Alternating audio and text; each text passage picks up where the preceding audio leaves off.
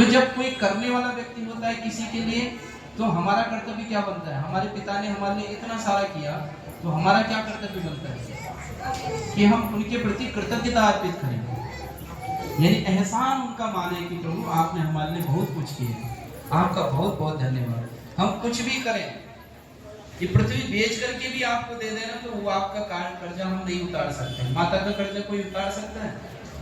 पिता का उतार सकता है? नहीं उतार सकता, कभी नहीं उतार सकता। इसलिए उनको चाहिए कि उन्हें कुछ नहीं चाहिए, उनको इतना ही चाहिए कोई मान ले कि हाँ हमने किया। कोई व्यक्ति हमारे लिए बहुत कुछ करे, हम उसका उपकार तो नहीं वो कर सकते, ना हम कहें उसे मुंह ही ना लगाए, फिर वो हमारे घर में आए, पूछने पानी नहीं पूछने, भूखेगा तो गलत आदमी पे विश्वास करने की।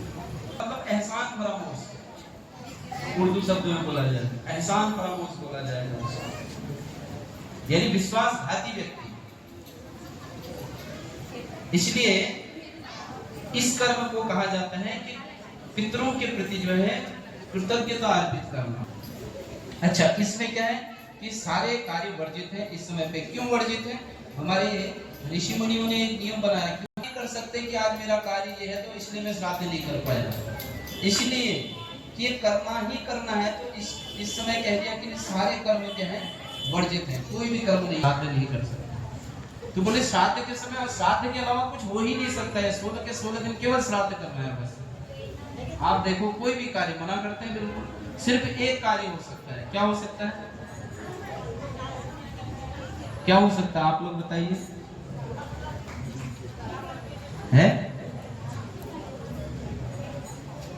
श्रीमद् भागवतम कथा का श्रवण, भगवान की कथाओं का श्रवण और भगवान के नाम का कीर्तन। इसका प्रभाव क्या है? इसका प्रभाव यह है जब हम ये सब चीजें करते हैं और इसके अर्पित जो हमें पुण्य मिला, इसका वो सारा पुण्य हम अपने पितरों को अर्पित कर दें, तो हमारे पितर जहाँ पितरलोक में है वहां से स्वर्ग और नर्क जाने के बजाय सीधा भगवत धाम को चले जाते हैं।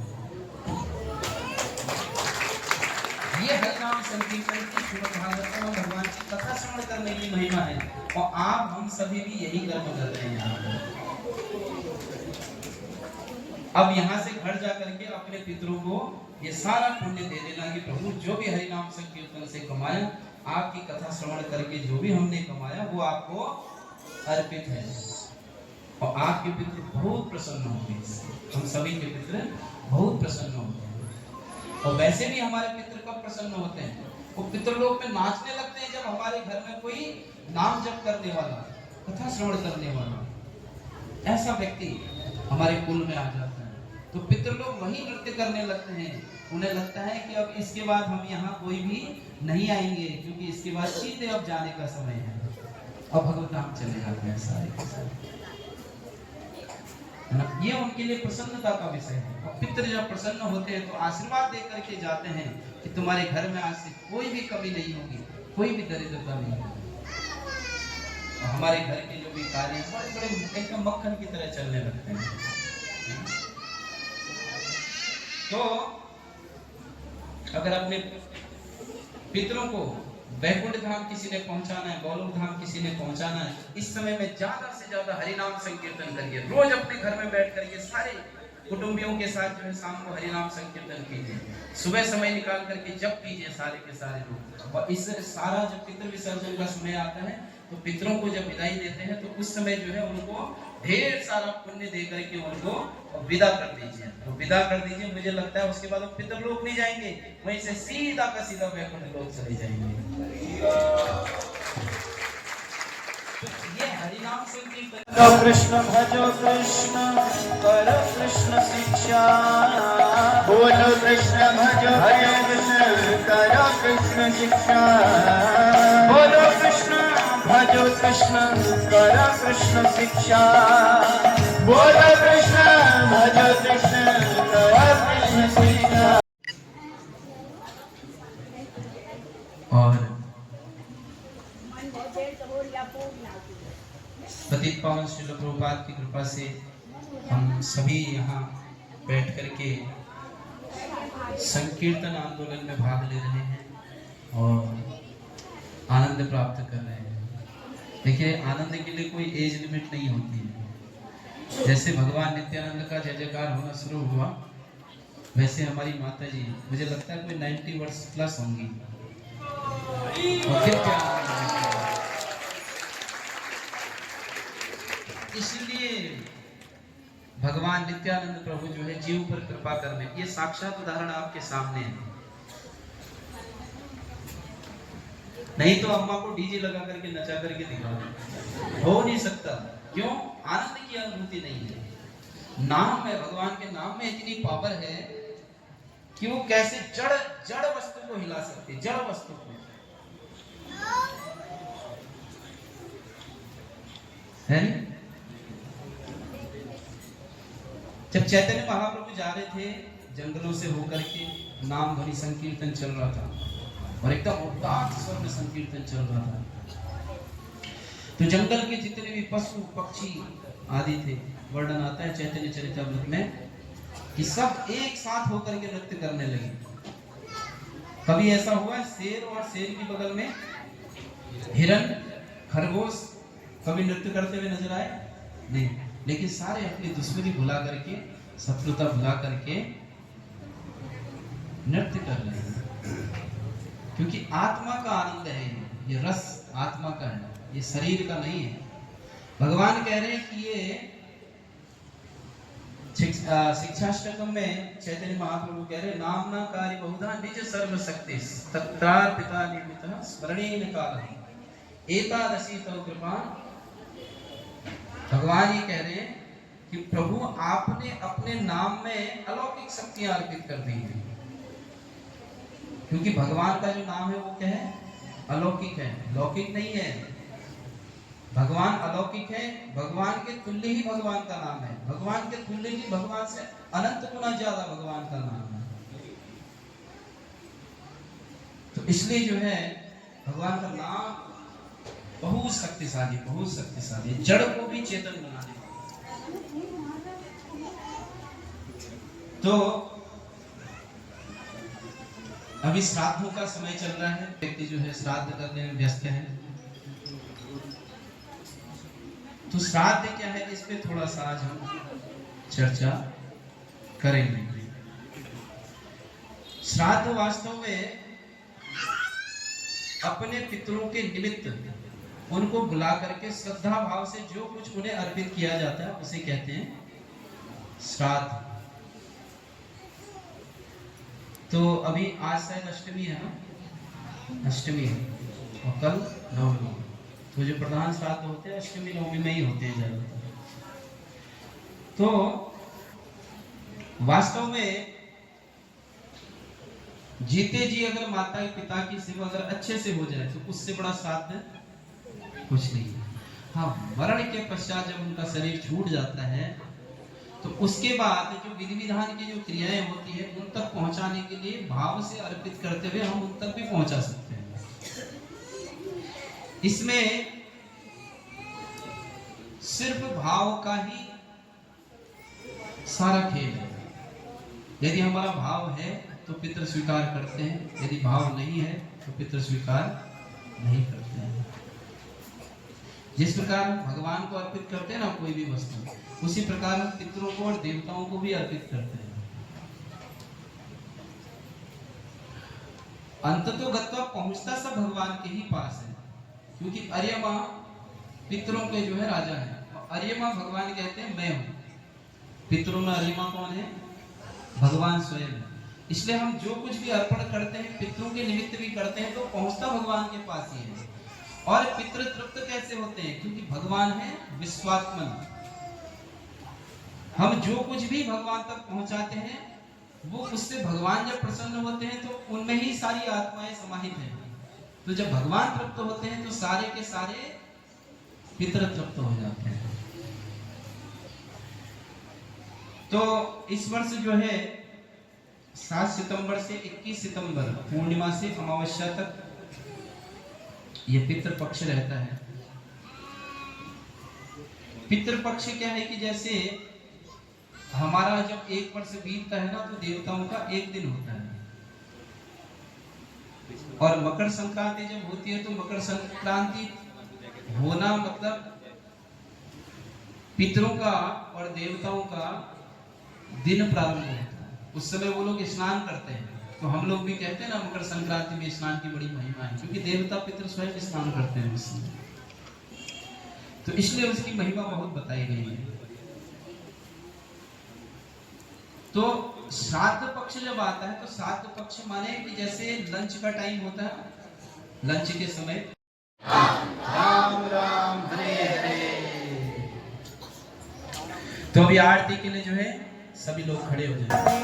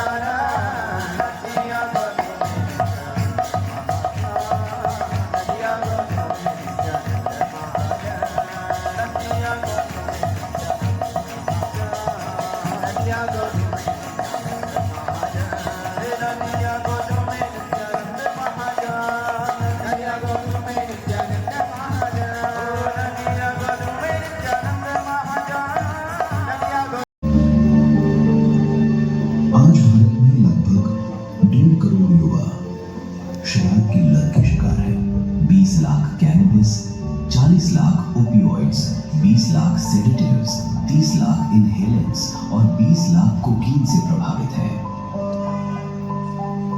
लगभग 11-13 करोड़ युवा चिंता के लक्षण दिखाते हैं। 7-9 करोड़ युवा अवसाद के लक्षण एवं 30-40% युवा तनाव या मनोवैज्ञानिक कष्ट से जूझ रहे हैं। क्या आपको लगता है कि एक ऐसी युवा पीढ़ी जो आज इतनी लत और परेशानियों से जूझ रही है, वो इस देश के सुनहरे भारत के सपने को साकार कर सकेगी?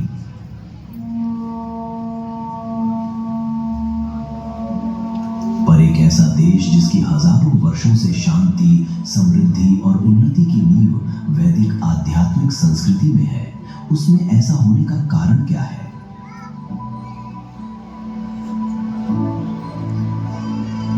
इतिहास एक मौन साक्षी रहा है कि जब कोई राष्ट्र अपने युवाओं की जरूरतों को नजरअंदाज करता है तो उसके परिणाम केवल व्यक्तिगत नहीं होते, वे पीढ़ियों तक असर छोड़ते हैं। जब युवा उपेक्षित रह जाते हैं, उन्हें मार्गदर्शन और प्रशिक्षण नहीं मिलता, तब वो ऊर्जा नष्ट नहीं होती बल्कि गलत दिशा में बहने लगती है।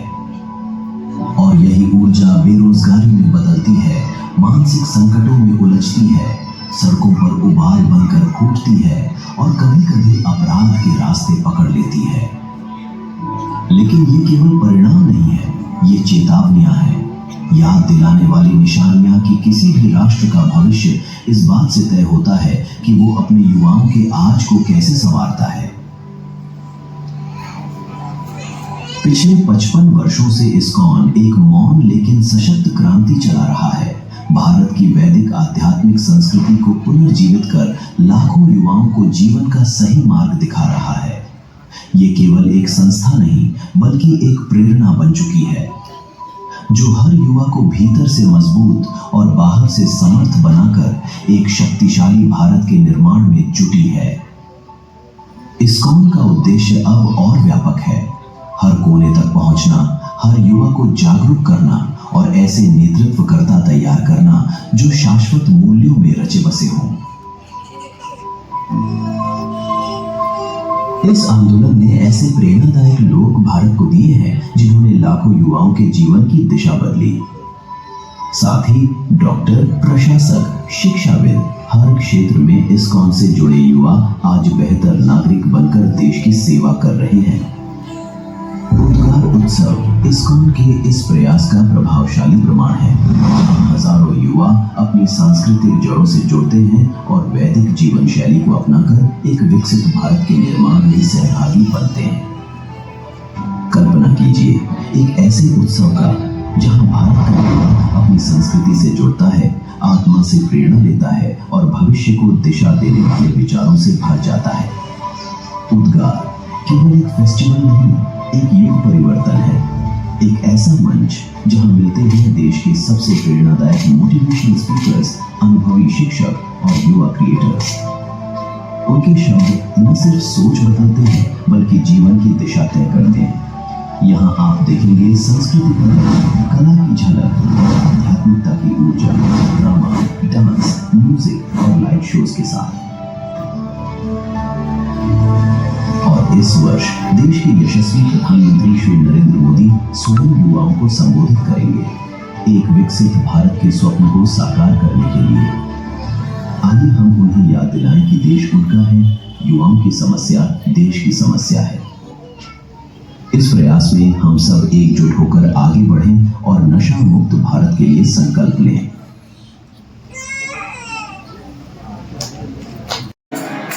जहाँ नबी तता माने जगमान लोहा, जहाँ नबी तता माने जगमान लोहा, दक्षिण आई जाना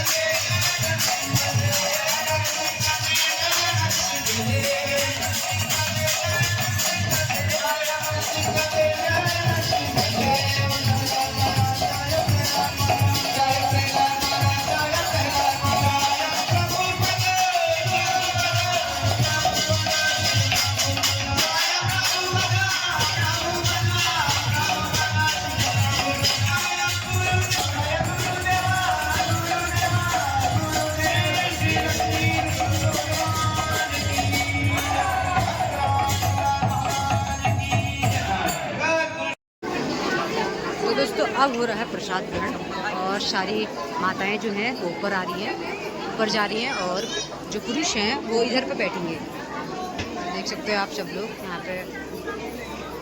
तो मैं भी ऊपर को चलती हूँ।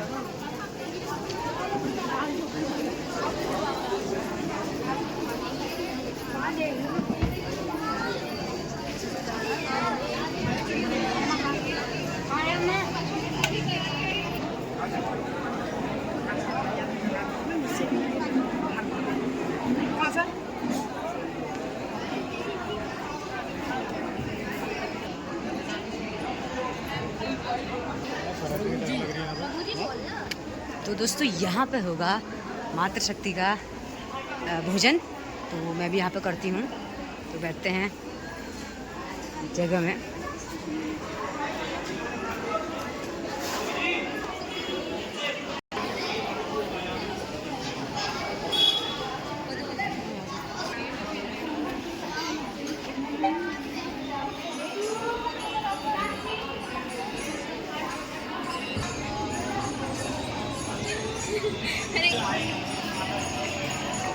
तो दोस्तों अब होगा यहाँ का भोजन।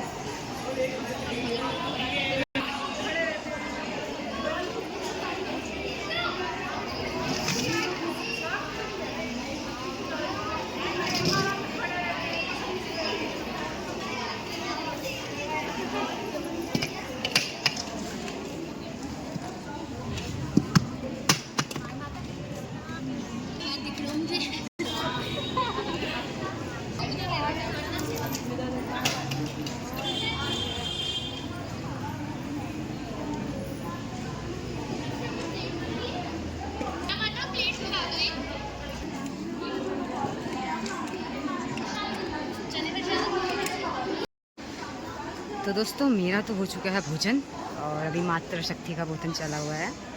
तो आप लोग देख सकते हैं यहाँ पे शानदार यहाँ पे भोजन प्राप्त हो रहा है। तो ओह माय गॉड,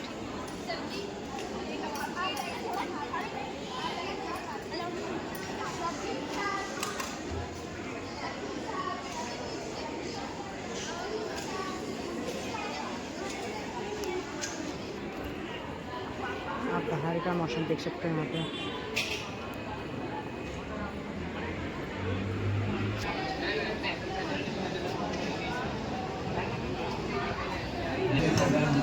तो दोस्तों यहाँ पे चल रहा है हमारे प्रभु यीशु का भोजन।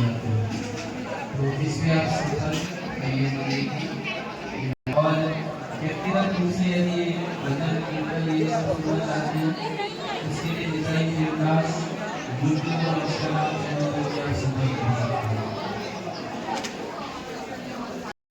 तो दोस्तों मेरा हो रहा है प्रस्थान और मैं अपना भोजन प्राप्त करके आ चुकी हूँ। तो देख सकते हो आप यहाँ कितनी भीड़ है। आप यहाँ पे देख सकते हो स्कूटी, गाड़ी हो गई, कार हो गई, यहाँ पे बाइक हो गए, बहुत यहाँ पे आए हुए हैं, बहुत भक्तजन यहाँ पे आए हुए हैं। तो कैसा लगा आपको तो प्लीज़ मुझे कमेंट करके बताएं और मेरे चैनल को लाइक, सब्सक्राइब, शेयर ज़रूर करें। मिलते हैं आपको अगले न्यू ब्लॉग में।